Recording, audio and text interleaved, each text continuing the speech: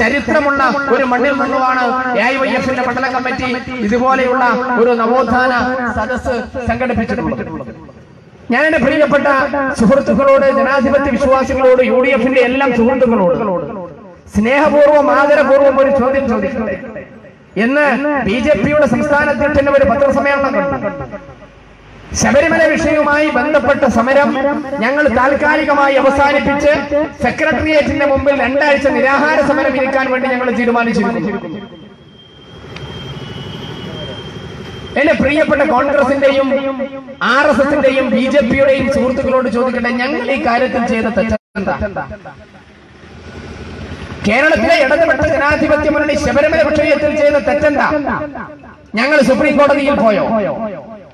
ഞങ്ങള് സ്ത്രീകളെ ശബരിമലയിൽ പ്രവേശിപ്പിക്കണമെന്ന് ആവശ്യപ്പെട്ട് വല്ല ഹർജിയും എവിടെയെങ്കിലും കൊടുത്തോ? ഞങ്ങൾ ഇന്ത്യയിലെ പരമോന്നത നീതിപീഠത്തിൽ പോയി സ്ത്രീകളെ ശബരിമലയിൽ പ്രവേശിപ്പിക്കണമെന്ന നിലപാട് സ്വീകരിച്ചു. ഇടതുപക്ഷ ജനാധിപത്യ മുന്നണി കേരളത്തിൽ അധികാരത്തിലിരുന്നതിനും എത്രയോ വർഷങ്ങൾക്ക് മുമ്പ് 12 വർഷക്കാലത്തെ നീണ്ട നിയമ പോരാട്ടങ്ങളുടെ പരിസമാപ്തിയാണ് കഴിഞ്ഞ മാസം സെപ്റ്റംബർ മാസം 28-ാം തീയതി ഇന്ത്യയിലെ പരമോന്നത നീതിപീഠം ശബരിമലയിൽ സ്ത്രീകൾക്ക്, യുവതികൾക്ക് പ്രവേശിക്കാൻ സാധ്യമാണ് എന്ന ചരിത്രപ്രധാനമായ വിധി പുറപ്പെടുവിച്ചത്. ശബരിമലയിലേക്ക് വരുന്ന സ്ത്രീകൾ ആരെങ്കിലും കേരളത്തിലെ ഇടതുപക്ഷ ജനാധിപത്യ മുന്നണിയുടെ ഏതെങ്കിലും ഗവൺമെന്റിന്റെ ഉത്തരവുമായാണോ മുന്നോട്ട് വരുന്നത്? ഇടതുപക്ഷ ജനാധിപത്യ മുന്നണിയും കേരളത്തിലെ കമ്മ്യൂണിസ്റ്റ് പ്രസ്ഥാനങ്ങളും ശബരിമല വിഷയത്തിൽ ചെയ്ത തെറ്റെന്താ? അത് പറയണ്ടേ കോൺഗ്രസും BJPയും ഈ കേരളത്തിലെ ജനങ്ങളോട്? നിങ്ങൾ ആദ്യം അംഗീകരിച്ചല്ലോ ശബരിമല വിധിയെ. സെപ്റ്റംബർ മാസം 29-ാം തീയതി പുറത്തിറങ്ങിയ ജന്മഭൂമി പത്രത്തിന്റെ 1-ാമത്തെ പേജിൽ കേരളത്തിലെ RSSന്റെ പ്രാന്ത കാര്യവാഹകൻ P. ഗോപാലൻകുട്ടി മാസ്റ്ററുടെ സ്റ്റേറ്റ്മെന്റ് പച്ചക്കച്ചടിച്ചു വന്നല്ലോ. ദേശാഭിമാനിയിലോ ജനകീയത്തിലോ അല്ല, കേരളത്തിൽ BJPയുടെ മുഖപത്രമെന്ന് വിശേഷിപ്പിക്കപ്പെടുന്ന ജന്മഭൂമിയുടെ 1-ാമത്തെ പത്രത്തിൽ P. ഗോപാലൻകുട്ടി മാസ്റ്ററുടെ പ്രസ്താവന അച്ചടിച്ചു വരുന്നു. ശബരിമലയുടെ വിഷയത്തിൽ ബഹുമാനപ്പെട്ട സുപ്രീം കോടതിയുടെ വിധിയെ RSS മാനിക്കുന്നു. ആ വിധിയെ ഞങ്ങൾ അംഗീകരിക്കുന്നു. വിധിയുമായി ബന്ധപ്പെട്ട കാര്യങ്ങളെ ഞങ്ങൾ അംഗീകരിക്കുന്നു എന്ന് P. ഗോപാലൻകുട്ടി മാസ്റ്ററുടെ ഏറ്റവും സുചിന്തിതമായ അഭിപ്രായം സെപ്റ്റംബർ മാസം 29-ാം തീയതിയിലെ ജന്മഭൂമി പത്രത്തിന്റെ 1-ാമത്തെ പേജിൽ അച്ചടിച്ചു വരുന്നു. ഞങ്ങളെ പത്രമല്ലല്ലോ, BJPയുടെ മുഖപത്രമല്ലേ? എങ്ങനെയാണ് സെപ്റ്റംബർ മാസം 29-ാം തീയതി RSS സ്വാഗതം ചെയ്ത വിധി, സെപ്റ്റംബർ മാസം 28-ാം തീയതി BJP സ്വാഗതം ചെയ്ത വിധി, സെപ്റ്റംബർ മാസം 29-ാം തീയതി കോൺഗ്രസ് സ്വാഗതം ചെയ്ത വിധി, സെപ്റ്റംബർ മാസം 28-ാം തീയതി വിധി പുറത്തു വന്നയുടൻ ഈ കേരളത്തിലെ കോൺഗ്രസിന്റെയും RSSന്റെയും BJPയുടെയും നേതാക്കന്മാർ സ്വാഗതം ചെയ്ത വിധി എങ്ങനെയാണ് ഒരാഴ്ച കഴിയുമ്പോ അവർക്ക് എതിരായ വിധിയായി, അഭിപ്രായ വ്യത്യാസമുള്ള വിധിയായി മാറുന്നത്? എങ്ങനെയാ? ഒരാഴ്ച കഴിഞ്ഞപ്പോ കോൺഗ്രസ് ഈ വിധിക്കെതിരാണ്, RSS ഈ വിധിക്കെതിരാണ്, BJP വിധിക്കെതിരാണ്. എന്താ അതിന് പിന്നിൽ ചെയ്തോ വികാരം? ഞാനതിന്റെ വിശദാംശങ്ങളിലേക്ക് പോവുകയല്ല. കേരളം പ്രയാസപ്പെട്ട, ലോകത്തിന്റെ മുമ്പിൽ തന്നെ ഏറ്റവും പ്രയാസകരമായ ഒരു സാഹചര്യം പ്രളയകാലത്ത് ഈ കേരളത്തിലുണ്ടായിരുന്നു. ഇടതുപക്ഷ ജനാധിപത്യ മുന്നണിയുടെ ഗവൺമെന്റ് കേരളത്തിൽ അധികാരത്തിൽ വന്ന് നാളിതുവരെയായി ഗവൺമെന്റിനെതിരായി ഒരു ആരോപണം പോലും ഉയർത്തിക്കൊണ്ടുവരാൻ കഴിഞ്ഞിട്ടില്ല എന്ന് മാത്രമല്ല, കേരളത്തിൽ ഒരു നിയമസഭാ തെരഞ്ഞെടുപ്പ് നടന്നാൽ 100-ൽ 100 മാർക്ക് നേടി ഇടതുപക്ഷ ജനാധിപത്യ മുന്നണിയുടെ ഗവൺമെന്റ് രണ്ടാമതൊരിക്കൽ കൂടി അധികാരത്തിലിരിക്കുന്ന രാഷ്ട്രീയ സാഹചര്യം കേരളത്തിലുണ്ട് എന്ന് ഉറപ്പുള്ള RSSകാരൻ, ആ രാഷ്ട്രീയ സാഹചര്യം കേരളത്തിലുണ്ട് എന്ന് ഉറപ്പുള്ള UDFന്റെ നേതാക്കന്മാർക്ക് മനസ്സിലായി. RSSനും BJPക്കും UDFനും കൃത്യമായി ബോധ്യമുണ്ടായി. ശബരിമല വിധിയാണ് ഈ ഗവൺമെന്റിനെതിരായ മതാന്ധതയുടെ, വർഗീയതയുടെ, വിഭജനത്തിന്റെ, വേർതിരിവിന്റെ വർഗീയ തീനാളങ്ങളിൽ കേരളത്തിന്റെ മണ്ണിൽ ആളിക്കത്തിക്കാൻ പോന്ന ആയുധം ശബരിമലയുടെ വിധിയാണെന്ന് മനസ്സിലായപ്പോഴാണ് നിങ്ങൾ സ്വാഗതം ചെയ്ത വിധി, നിങ്ങൾ സ്വീകരിച്ച വിധി, നിങ്ങൾ അംഗീകരിച്ച വിധി, പത്രത്തിൽ പരസ്യം കൊടുത്ത വിധി, നിങ്ങളുടെ പ്രസ്താവനകൾ അച്ചടിച്ചു വന്ന വിധി, ആ വിധി കേരളത്തിലെ ഗവൺമെന്റിനെതിരായി തിരിച്ചുവിടാൻ കേരളത്തിലെ കോൺഗ്രസും UDFും BJPയും കേരളത്തിൽ തീരുമാനിക്കുന്നത്. അതല്ലാതെ ഇതിന്റെ പിന്നിൽ രാഷ്ട്രീയം എന്താ? ഇപ്പൊ സെക്രട്ടേറിയറ്റിന്റെ മുമ്പിലാണ് BJPയുടെ 2 ആഴ്ചത്തെ നിരാഹാര സമരം നടത്താൻ വേണ്ടി പോകുന്നത്. സെക്രട്ടേറിയറ്റ് എന്നാ സുപ്രീം കോടതിയുടെ വിധി പാസാക്കുന്നത്? സെക്രട്ടേറിയറ്റ് ആണോ സുപ്രീം കോടതിയുടെ വിധി പറയുന്ന സ്ഥലം? ഈ ഗവൺമെന്റ് എന്ത് നിലപാടാണ്, എന്ത് തെറ്റാണ് ശബരിമലയുമായി ബന്ധപ്പെട്ട വിഷയത്തിൽ? എന്റെ പ്രിയമുള്ളവരെ, ഞാൻ എന്റെ പ്രിയപ്പെട്ട RSSന്റെയും BJPയുടെയും സുഹൃത്തുക്കളോട് ചോദിക്കട്ടെ, ശബരിമല അയ്യപ്പന്മാർ പ്രത്യേക മതവിഭാഗത്തിൽപ്പെട്ട ആളുകളാണെന്ന് പറഞ്ഞാൽ നിങ്ങൾ അംഗീകരിക്കും? കോൺഗ്രസ് അംഗീകരിക്കും? AIYFന്റെ മലപ്പുറം ജില്ലാ കമ്മിറ്റിയുടെ അധ്യക്ഷനാണ് ഞാൻ. AIYFന്റെ മലപ്പുറം ജില്ലാ കമ്മിറ്റിയുടെ പ്രസിഡന്റ് എന്നുള്ള നിലയ്ക്ക് ഞാനൊരു വാദം പറയാണ്. ശബരിമല അയ്യപ്പന്മാർ പ്രത്യേക മതവിഭാഗത്തിൽപ്പെട്ട ആളുകളാണ്. എന്നെ കൈകാര്യം ചെയ്യൂലേ RSSകാരൻ? എന്നെ കൊന്നൊക്കെ വിളിക്കില്ലേ യഥാർത്ഥ ഹിന്ദുമത വിശ്വാസി? ശബരിമലയിലെ അയ്യപ്പ ഭക്തന്മാർ പ്രത്യേക മതവിഭാഗത്തിൽപ്പെട്ടയാളാണ് എന്ന് ഞാൻ പറഞ്ഞ നിങ്ങൾ അംഗീകരിക്കുമോ? എന്റെ പ്രിയപ്പെട്ട RSSന്റെ സുഹൃത്തെ, എന്റെ പ്രിയപ്പെട്ട കോൺഗ്രസിന്റെ സാധാരണ ധാരണ മെമ്പറുള്ള എന്റെ പ്രിയപ്പെട്ട സഹോദര, ഈ പറയുന്ന വിധിയിൽ ബഹുമാനപ്പെട്ട സുപ്രീം കോടതിയിൽ അയ്യപ്പ ഭക്തന്മാർക്ക് വേണ്ടി വക്കീലന്മാർ വാദിച്ച ഏറ്റവും പ്രധാനപ്പെട്ട വാദങ്ങളിൽ ഒന്നതാണ് ശബരിമലയിലെ പോകുന്ന അയ്യപ്പന്മാർ ഹിന്ദു വിശ്വാസത്തിന്റെ ഭാഗമായ പ്രത്യേക അവാന്തര വിഭാഗത്തിൽപ്പെട്ട ആളുകളാണ് എന്ന വാദമാണ് സുപ്രീം കോടതിയുടെ മുമ്പിലെടുത്തത്. നിങ്ങൾ അംഗീകരിക്കും? ഞാൻ അംഗീകരിക്കും? ഈ കൂടി മൂക്ക് കീഴ്പ്പെട്ടായ ഏതെങ്കിലും മനുഷ്യരെ അംഗീകരിക്കോ ശബരിമല അയ്യപ്പന്മാർ പ്രത്യേക മത ഉപവിഭാഗത്തിൽപ്പെട്ട ആളുകളാണെന്ന്? ഈ വാദമാണ് സുപ്രീം കോടതിയുടെ മുമ്പിൽ. ഈ പത്രസമ്മേളനത്തിൽ പറയുന്നതൊന്നുമല്ല ഈ വിധിയിൽ എഴുതി വെച്ചിട്ടുള്ളത്. ഈ പത്രസമ്മേളനത്തിലെ പൊതുയോഗങ്ങളിൽ RSSും BJPയും കോൺഗ്രസും പ്രസംഗിക്കുന്നതല്ല ഈ വിധിക്ക് ആധാരമായ വാദങ്ങളും പ്രതിവാദങ്ങളും ഒന്നും. ഈ പറയുന്നതും വിധിയും തമ്മിൽ പുലബന്ധം പോലുമില്ല. ആരുടെ വിശ്വാസം സംരക്ഷിക്കാനാണ് കോൺഗ്രസും RSSും ഈ കച്ചകെട്ടി ഇറങ്ങിയിട്ടുള്ളത്? സുപ്രീം കോടതിയുടെ മുമ്പിൽ ഉയർത്തിയ വാദം ഇതാണ്. അയ്യപ്പ ഭക്തന്മാർ പ്രത്യേകമായ മതവിഭാഗത്തിൽപ്പെട്ട ആളുകളാണ്. എന്തിന് അങ്ങനെ ഒരു വാദം സുപ്രീം കോടതിയുടെ മുമ്പിലെടുത്തത്? ഭരണഘടനയുടെ 26ാം വകുപ്പ് പ്രകാരം പ്രത്യേകമായ മതവിശ്വാസം പുലർത്തുന്നവർക്ക് അവരുടെ ആചാരാനുഷ്ഠാനങ്ങൾ സംരക്ഷിക്കാൻ ഇന്ത്യയുടെ ഭരണഘടന അനുവാദ വിശ്വാസത്തിന്റെ കർമ്മശാസ്ത്രങ്ങളിൽ എവിടെയും താന്ത്രിക വിദ്യകളിൽ എവിടെയെങ്കിലും പറയുന്നുണ്ടോ? തെളിയിക്കാൻ പറ്റില്ല. ആർത്തവമുള്ള സ്ത്രീകളെ വിശ്വാസപരമായ കാര്യങ്ങളിൽ നിന്ന് മാറ്റി നിർത്തണമെന്ന ആചാരത്തിന് ഏതെങ്കിലും താന്ത്രിക വിദ്യകളുടെ കർമ്മശാസ്ത്രത്തിന്റെ അടിസ്ഥാനമുണ്ടോ? സുപ്രീം കോടതിയുടെ മുമ്പാകെ വന്ന ചോദ്യമാണ്. ആ ചോദ്യത്തിന് കൃത്യമായി മറുപടി പറയാൻ അതിനുവേണ്ടി ഹാജരായ വക്കീലന്മാർക്കോ അതിനുവേണ്ട ബന്ധപ്പെട്ട കക്ഷികൾക്കോ സാധ്യമായില്ല. അപ്പൊ സുപ്രീം കോടതിയുടെ മുമ്പിൽ ഒരു പുതിയ വാദമുണ്ട്. ഇത് ഞങ്ങളുടെ പ്രത്യേക ആചാരമാണ്, ഞങ്ങൾ പ്രത്യേക മതവിഭാഗമാണ്, ഹിന്ദു മതവിശ്വാസിയാണെന്ന് പറഞ്ഞപ്പോൾ സുപ്രീം കോടതിയുടെ ചോദ്യം എന്താ? അങ്ങനെയെങ്കിൽ ആർത്തവബദ്ധരായിട്ടുള്ള സ്ത്രീകളെ ആചാരങ്ങളിൽ നിന്ന് മാറ്റി നിർത്താൻ ഹൈന്ദവ വിശ്വാസപ്രകാരമുള്ള താന്ത്രിക വിദ്യകളിലോ മതവിശ്വാസത്തിലോ ഏതെങ്കിലും അടിസ്ഥാനപരമായ രേഖയോ ആചാരാനുഷ്ഠാനങ്ങളോ കാണിച്ചു തരാൻ പറ്റുമോ? ഹിന്ദു വിശ്വാസപ്രകാരം സാധ്യമല്ല. ഈ വാദം പൊളിയുമെന്ന ഘട്ടമെത്തിയപ്പോ അയ്യപ്പ ഭക്തർക്ക് എന്ന് പറയുന്നവർക്ക് വേണ്ടി ഹാജരായവരുടെ വാദം അത് അങ്ങനെയല്ല, ഞങ്ങൾ പ്രത്യേക മതവിശ്വാസത്തിന്റെ പെട്ട ആളുകളാണ്. അപ്പൊ സുപ്രീം കോടതി ചോദിച്ചു, നിങ്ങൾ ആചാരം എന്താ? നിങ്ങളെ മുസ്ലിങ്ങളെ കണ്ടാൽ തിരിച്ചറിയും. വേഷമുണ്ട്, ഭാഷയുണ്ട്, ആചാരങ്ങളുണ്ട്, അനുഷ്ഠാനങ്ങളുണ്ട്. ഹിന്ദുക്കളെ കണ്ടാൽ തിരിച്ചറിയും, ക്രിസ്ത്യാനികളെ കണ്ടാൽ തിരിച്ചറിയും, പാർസികളെ കണ്ടാൽ തിരിച്ചറിയും, ജൈനന്മാരെ കണ്ടാൽ തിരിച്ചറിയും. ഓരോ മതവിഭാഗത്തെയും ഇന്ത്യയിൽ ആചാരങ്ങൾ കൊണ്ട്, അനുഷ്ഠാനങ്ങൾ കൊണ്ട്, വിശ്വാസ പ്രമാണങ്ങൾ കൊണ്ട്, ഗ്രന്ഥങ്ങൾ കൊണ്ട് തിരിച്ചറിയാൻ ഇന്ത്യയിൽ മാർഗമുണ്ട്. അയ്യപ്പ ഭക്തന്മാർ പ്രത്യേക ഉപവിഭാഗമാണെങ്കിൽ നിങ്ങളെ ഹിന്ദുക്കളിൽ നിന്ന് തിരിച്ചറിയാനുള്ള ആചാരവും അനുഷ്ഠാനവും വേഷവും ഏതാ? സുപ്രീം കോടതിയുടെ ചോദ്യം. ആ പറഞ്ഞു, ഞങ്ങൾ കറുപ്പെടുക്കും, 41 ദിവസത്തെ വ്രതം, ഇരുമുടി കെട്ടുണ്ട്. അപ്പൊ സുപ്രീം കോടതിയുടെ ചോദ്യം 365-ൽ 45 കഴിഞ്ഞ ബാക്കി 320 ദിവസം നിങ്ങൾ ഏത് മതവിശ്വാസത്തിലാണ്? എന്താ മറുപടി? 41 ദിവസത്തെ വ്രതം ഉണ്ട്. അപ്പൊ 365 ദിവസത്തിൽ ബാക്കി 320 ദിവസം നിങ്ങൾ ഏത് മതവിശ്വാസത്തിലാണ്? ഒരു മറുപടിയുമില്ല. നിലനിൽക്കാത്ത കുറെ വാദങ്ങൾ ബഹുമാനപ്പെട്ട സുപ്രീം കോടതിയിൽ കൊണ്ടുപോയി നിരത്തി 12 കൊല്ലത്തെ വ്യവഹാരത്തിന് ശേഷം സുപ്രീം കോടതിയിൽ യുവതികൾക്ക് കയറാമെന്നുള്ളൊരു വിധി ബഹുമാനപ്പെട്ട പരമോന്നത നീതിപീഠം പ്രഖ്യാപിച്ചു. പിണറായി വിജയനും കേരളത്തിലെ ഇടതുപക്ഷ ജനാധിപത്യ മുന്നണിയുടെ ഗവൺമെന്റും ഈ നാട്ടിലെ യുവതികളെ കയ്യും പിടിച്ച് ശബരിമലക്ക് പോയി. എന്റെ വ്യക്തിപരമായ അഭിപ്രായം, കേരളത്തിലെ ഇടതുപക്ഷ ജനാധിപത്യ മുന്നണിയുടെ ഗവൺമെന്റ് ശബരിമലയിൽ സുപ്രീം കോടതിയുടെ വിധി നടപ്പിലാക്കാൻ ശ്രമിച്ചിട്ടില്ല. ഇങ്ങനെ നടപ്പിലാക്കുക?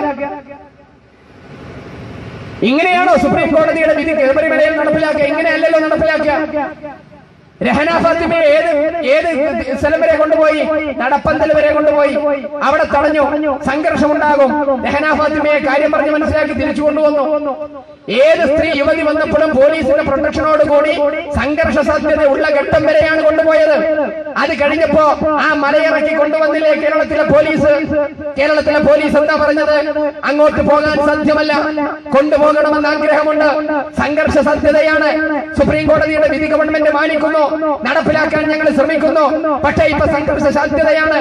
അതുകൊണ്ട് എന്റെ പ്രിയപ്പെട്ട സഹോദരി, ഈ സംഘർഷ സാധ്യതയെ കണക്കിലെടുത്ത് നിങ്ങൾ തിരിച്ചു പോകണമെന്ന പോലീസിന്റെ അഭ്യർത്ഥന. വന്ന യുവതികൾ തിരിച്ചുപോയി. എടോ, കേരളത്തിലെ പോലീസ് തീരുമാനിച്ചാൽ 50നും 10നും വയസ്സിന് മധ്യ പ്രായമുള്ള ഒരു യുവതിയെ കേരളത്തിലെ പോലീസും ഇടതുപക്ഷ ജനാധിപത്യ ഞങ്ങൾ ഹൈന്ദവ വിശ്വാസങ്ങളെ താറടിക്കാൻ ഈ കേരളത്തിൽ ശ്രമം നടത്തുന്നു എന്ന് RSSും കോൺഗ്രസും ഈ കേരളത്തിനകത്ത് പറഞ്ഞ് പ്രചരിപ്പിച്ചുകൊണ്ടിരിക്കുകയാണ്. 4 യുവതിയെ പ്രവേശിപ്പിക്കുവാൻ കഴിയുമായിരുന്നു. അവിടെ കേരളത്തിനകത്ത് സുപ്രീം കോടതി വിധിയുടെ പശ്ചാത്തലത്തിൽ ശബരിമല സന്നിധാനത്തിലേക്ക് സന്ദർശിക്കാൻ വരുന്ന യുവതികൾക്ക് സംരക്ഷണം നൽകാൻ കേരളത്തിലെ പോലീസിന് ഭരണഘടനാപരമായ ബാധ്യതയുണ്ട്. നിങ്ങൾ എന്താ കരുതിയത്? ഈ വിധി വന്ന തൊട്ട് പിറ്റേ ദിവസം പിണറായി വിജയൻ പത്രസമ്മേളനം നടത്തിയിട്ട് പറയും, ഈ വിധി നടപ്പിലാക്കാൻ ഞങ്ങൾ ഉദ്ദേശിക്കുന്നില്ല. അങ്ങനെ പറഞ്ഞാൽ പിണറായി വിജയന് പിന്നെ മുഖ്യമന്ത്രിയായിരിക്കാൻ കഴിയില്ല. ഒരു മുഖ്യമന്ത്രിക്ക് അത് പറയാൻ കഴിയും, ഒരു ഗവൺമെന്റിന് അത് പറയാൻ കഴിയും. ആചാരങ്ങളെ ലംഘിക്കാൻ വേണ്ടി ഈ കേരളത്തിലെ ഇടതുപക്ഷ ജനാധിപത്യ മുന്നണി കൂട്ടുനിൽക്കുന്നു എന്നാണ് RSSന്റെ സുചിന്തിതമായ അഭിപ്രായം. കേരളത്തിലെ RSSന്റെ, കേരളത്തിലെ BJPയുടെ, കേന്ദ്ര BJPക്കില്ല. RSSന്റെ പ്രിയപ്പെട്ട സുഹൃത്തുക്കളുണ്ടെങ്കിൽ നാളെ ഇവിടെ ഒരു പൊതുയോഗം വെക്ക്. ഞങ്ങൾ പരസ്യമായ സംവാദത്തിന് തയ്യാറാണ്. AIYF എരമംഗലത്തെ RSSന്റെ പ്രിയപ്പെട്ട പ്രവർത്തകരോട്, BJPയുടെ പ്രവർത്തകരോട് സ്നേഹപൂർവ്വം ബഹുമാനപൂർവ്വം പറയുന്നു, യുവതീ പ്രവേശനവുമായി ബന്ധപ്പെട്ട്, സ്ത്രീ പ്രവേശനവുമായി ബന്ധപ്പെട്ട്, ആചാരങ്ങളുമായി ബന്ധപ്പെട്ട് RSSന്റെ ദേശീയ സമ്മേളനങ്ങളിൽ, RSSന്റെ പുസ്തകങ്ങളിൽ, RSSന്റെ സർക്കുലറുകളിൽ യുവതീ പ്രവേശനവുമായി ബന്ധപ്പെട്ട് നിങ്ങൾ മുൻകാലങ്ങളിൽ പറഞ്ഞിട്ടുള്ള നിലപാടുകളുമായി ചേർത്ത് വെച്ച് പരസ്യമായ സംവാദത്തിന് AIYF എരമംഗലത്തും മലപ്പുറത്തും കേരളത്തിലും തയ്യാറാണ്. നിങ്ങൾ തയ്യാറുള്ള പരസ്യമായ സംവാദത്തിന് യുവതികളെ പ്രവേശിപ്പിക്കണമെന്ന് RSSന്റെ നിലപാടാണ്. സ്ത്രീകളെ പ്രവേശിപ്പിക്കണമെന്ന് RSSന്റെ നിലപാടാണ്. ആചാരങ്ങളെ ലംഘിക്കണമെന്ന് RSSന്റെ നിലപാടാണ്. ആചാരങ്ങളിൽ നവോത്ഥാനപരമായ മാറ്റം വേണമെന്ന് RSSന്റെ നിലപാടാണ്. ആ നിലപാടിനെതിരായ നിലപാട് കേരളത്തിലെ RSSനെ കൊണ്ട്, കേരളത്തിലെ BJPയെ കൊണ്ട്, കേരളത്തിലെ സംഘപരിവാറിനെ കൊണ്ട്, ആ ആയുധം കടം വാങ്ങി കോൺഗ്രസിനെ കൊണ്ട് ആ നിലപാട് കേരളത്തിൽ സ്വീകരിക്കാൻ കാരണം പിണറായിയുടെ ഗവൺമെന്റ്, കാനം രാജേന്ദ്രന്റെ ഗവൺമെന്റ്, കേരളത്തിലെ ഇടതുപക്ഷ ജനാധിപത്യ മുന്നണിയുടെ ഗവൺമെന്റ്, ആ ഗവൺമെന്റിന് ലഭിക്കുന്ന ജനപിന്തുണയിൽ വിറളി കൊണ്ടവരാണ് ശബരിമലയിലെ ആചാര ലംഘനത്തെ കുറിച്ച് പച്ചക്കള്ളം ഈ കേരളത്തിന്റെ തെരുവുകളിൽ പ്രചരിപ്പിച്ചുകൊണ്ടിരിക്കുന്നത്. വേറൊരു സംശയവും അതിനകത്തില്ല. ആചാര ലംഘനത്തിന് മുമ്പുണ്ടായിരുന്നു. ഞാനതിന്റെ വിശദാംശങ്ങളിലേക്ക് പോവുകയല്ല.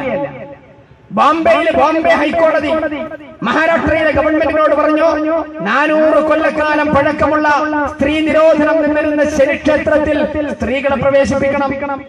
പിണറായിയുടെ ഗവൺമെന്റ് മഹാരാഷ്ട്ര ഭരിക്കും. അവിടെ ഫഡ്നാവിസാണ്, BJPയുടെ ഗവൺമെന്റാണ്. ബോംബെ ഹൈക്കോടതിയുടെ വിധിക്കെതിരെ RSSകാരാ നിന്റെ ഗവൺമെന്റ് സുപ്രീം കോടതിയിൽ അപ്പീൽ പോയോ? റിവ്യൂ പെറ്റീഷൻ കൊടുത്തോ? ഒന്നും കൊടുത്തില്ല എന്ന് മാത്രമല്ല, സുപ്രീം ഹൈക്കോടതിയുടെ വിധി വന്നതിന് തൊട്ട് പിറ്റേ ദിവസം ശനി സിഗ്നാപൂർ ക്ഷേത്രത്തിൽ സ്ത്രീകളെ പ്രവേശിപ്പിക്കുവാൻ BJP തയ്യാറാവുകയും ചെയ്തു. അപ്പൊ നിങ്ങൾക്ക് സുപ്രീം കോടതിയുടെ വിധി അംഗീകരിക്കാം, നിങ്ങൾക്ക് ഹൈക്കോടതിയുടെ വിധി അംഗീകരിക്കാം, നിങ്ങൾക്ക് ഭരണഘടനാപരമായ ബാധ്യത നിറവേറ്റാം. ഇടതുപക്ഷ ജനാധിപത്യ മുന്നണിക്കും കേരളത്തിലെ LDFന്റെ ഗവൺമെന്റിനും ഭരണഘടനാപരമായ ഒരു ബാധ്യതയും നിറവേറ്റാൻ പാടില്ല. ഇതെന്ത് ന്യായ, ഇതെന്ത് നിലപാടാ? ഞങ്ങൾക്ക് RSSനോട് പറയുവാനുള്ളത്, ഈ കേരളത്തെ ഈ കേരളമാക്കിയതിൽ ഒരേട് ചേർക്കാൻ RSSന് ഈ കേരളത്തിൽ ചരിത്രമുണ്ടോ? ചരിത്രത്തിൽ എവിടെയെങ്കിലും RSSനെ നിങ്ങൾ കണ്ടിട്ടുണ്ടോ?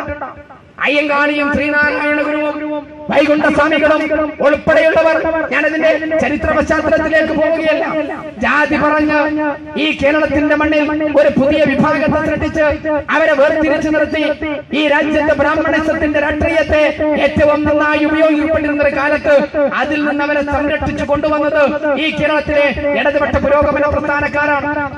ആ നവോത്ഥാനത്തെയാണ് നിങ്ങൾ ഇല്ലായ്മ ചെയ്യാൻ വേണ്ടി ശ്രമിക്കുന്നത്. ഞാനതിന്റെ വിശദാംശങ്ങളിലേക്ക് പോകുന്നില്ല. കേരളത്തിന് നവോത്ഥാന കേരളമെന്ന് വെറുതെ പേര് വന്നത്, കേരളത്തിന് സാക്ഷര കേരളമെന്ന് വെറുതെ പേര് വന്നത്, കേരളത്തിന് പ്രബുദ്ധ കേരളമെന്ന് വെറുതെ പേര് വന്നത്, നവോത്ഥാന കേരളമെന്നും സാക്ഷര കേരളമെന്നും പ്രബുദ്ധ കേരളമെന്നും സാംസ്കാരിക കേരളമെന്നും ഈ കേരളത്തെ വിളിക്കുന്നതിന്റെ പിന്നിൽ ഇതിഹാസോജ്വലമായ പോരാട്ടങ്ങളുടെ ചരിത്രമുണ്ട്. ആ ചരിത്രത്തെയാണ് തലകീഴായി പിടിക്കാൻ RSSും BJPയും കോൺഗ്രസും ഈ കേരളത്തിൽ ശ്രമിച്ചുകൊണ്ടിരിക്കുന്നത്. അത് ഈ കേരളത്തിന്റെ മണ്ണിൽ അനുവദിക്കില്ല എന്നത് മാത്രമാണ് YYF ഉൾപ്പെടെയുള്ള ഇടതുപക്ഷ പുരോഗമന പ്രസ്ഥാനങ്ങൾ ഈ കേരളത്തിൽ ഉച്ചസ്ഥരം പറയാൻ വേണ്ടി ശ്രമിക്കുന്നത്. ഇപ്പൊ മുസ്ലിം യൂത്ത് ലീഗിന്റെ ഒരു ജാഥ കാസർഗോഡ് നിന്ന് ആരംഭിച്ചു. അവരുടെ മുദ്രാവാക്യം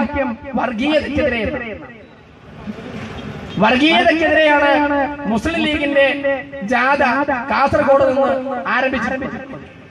ഞങ്ങൾക്ക് മുസ്ലിം ലീഗിന്റെ നേതാക്കന്മാരോട് പറയുവാനുള്ളത്, വർഗീയതയ്ക്കെതിരെ മുസ്ലിം യൂത്ത് ലീഗിന്റെ സംസ്ഥാന ജനറൽ സെക്രട്ടറി PK ഫിറോസും അതിന്റെ സംസ്ഥാന അധ്യക്ഷൻ മുനവറലി തങ്ങളും നടത്തുന്ന ജാഥ KM ഷാജിയുടെ വീട്ടിലേക്ക് നടത്തണമെന്നാണ് സ്നേഹപൂർവ്വം യൂത്ത് ലീഗിന്റെ നേതാക്കന്മാരോട് ഈ കേരളത്തിലെ ജനങ്ങൾക്ക് പറയുവാനുള്ളത്, YYFന് പറയുവാനുള്ളത്.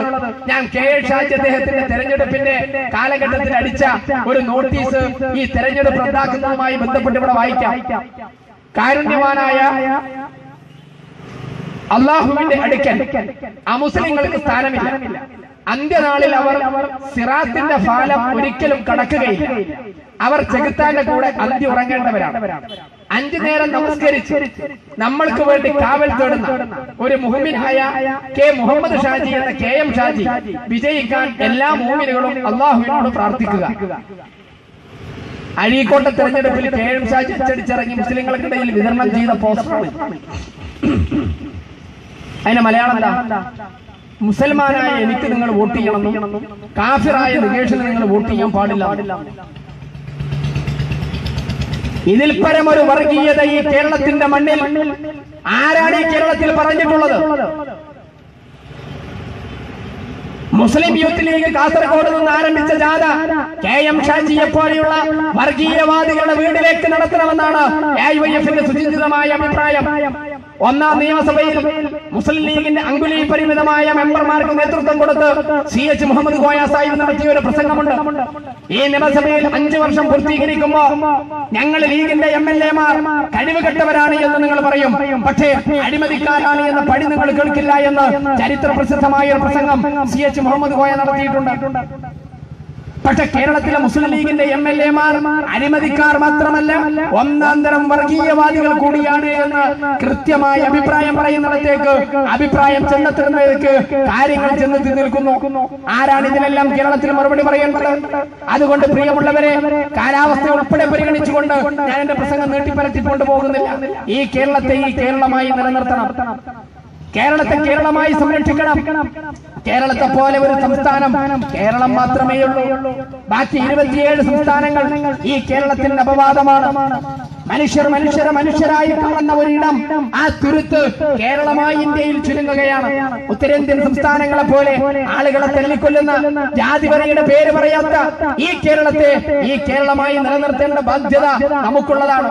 ഈ കേരളത്തിന്റെ മണ്ണിൽ ആര് രഥചക്രമുരട്ടിയാലും കേരളത്തിന്റെ മതേതര മനസ്സുകൾക്കിടയിൽ അതൊരു ഫലവും ഉണ്ടാക്കില്ല എന്ന ഉത്തമമായ ബോധ്യം നമ്മൾക്കുണ്ടാവേണ്ടതുണ്ട്.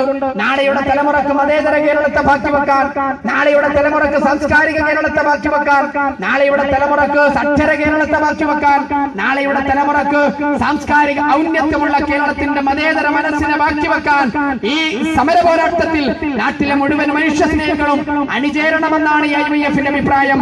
കോൺഗ്രസിന്റെ കൊടിയോ BJPയുടെ കൊടിയോ യുവമോർച്ചയുടെ കൊടിയോ അല്ല കേരളത്തിന്റെ മുമ്പിലുള്ള ഏറ്റവും പ്രധാനപ്പെട്ട രാഷ്ട്രീയം. RSSും BJPയും കേരളത്തെ വിഭജിക്കാൻ വേണ്ടി ശ്രമിക്കുമ്പോ, മതാന്തത പറയാൻ വേണ്ടി ശ്രമിക്കുമ്പോ, വർഗീയത പറയാൻ വേണ്ടി ശ്രമിക്കുമ്പോ, അജണ്ടകൾ അടിച്ചേൽപ്പിക്കാൻ വേണ്ടി ശ്രമിക്കുമ്പോ, ചോര വീഴ്ത്തി കേരളത്തിലെ അമ്പലങ്ങളും ക്ഷേത്രങ്ങളും അശുദ്ധമാക്കാൻ വേണ്ടി ശ്രമിക്കുമ്പോ, വിശ്വാസത്തെ സംരക്ഷിക്കാൻ, മതവിശ്വാസികളെ സംരക്ഷിക്കാൻ, മതേതരത്വത്തെ സംരക്ഷിക്കാൻ, എല്ലാവർക്കും എല്ലാവരുടെയും വിശ്വാസവുമായി സുരക്ഷിതമായി മുന്നോട്ട് പോകുന്ന ഇന്നലകളിലെ പോരാട്ടങ്ങളിലൂടെ ഈ നാട് നേടിയെടുത്ത ഉജ്ജ്വലമായ നവോത്ഥാനത്തിന്റെ കേരളത്തെ സംരക്ഷിക്കാൻ, സാക്ഷര കേരളത്തെ സംരക്ഷിക്കാൻ, ഇന്ത്യയുടെ മണ്ണിലെ ഏറ്റവും ഉജ്ജ്വലമായ മതേതരത്വത്തിന്റെ വെടിതരമായ ഈ മലയാളത്തിന്റെ മണ്ണ് സംരക്ഷിക്കാൻ AIYF ഉൾപ്പെടെ നടത്തുന്ന പോരാട്ടങ്ങളിൽ ഈ നാട്ടിലെ മുഴുവൻ മതേതര വിശ്വാസികളെയും അകമഴിഞ്ഞ പിന്തുണയും സഹായവും ഉണ്ടാകണമെന്ന് സ്നേഹപൂർവ്വം അഭ്യർത്ഥിച്ചുകൊണ്ട് ഈ മതേതര നവോത്ഥാന സദസ്സ് സ്നേഹപൂർവ്വം തുടക്കം കുറിച്ചതായി അറിയിച്ചുകൊണ്ട് ഞാൻ അവസാനിപ്പിക്കുന്ന അഭിവാദം.